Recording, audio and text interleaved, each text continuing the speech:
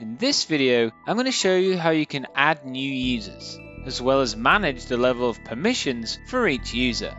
This functionality is only available to users that have the role of administrator. So to add a new user, you'll need to navigate to the Manage page from the sidebar, and then select Users from the top menu. Here, you'll see a list of all the users you've already invited, including yourself. You can search for a specific user or sort the users by each of the column headers, including status, username, date added, and by their role. To invite a new user, simply select Invite and proceed by typing their email address.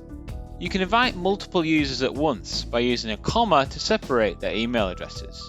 Next, define a role for the new users.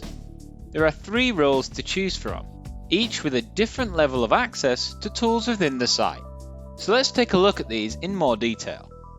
Operators have access to start, pause, resume, and complete tasks.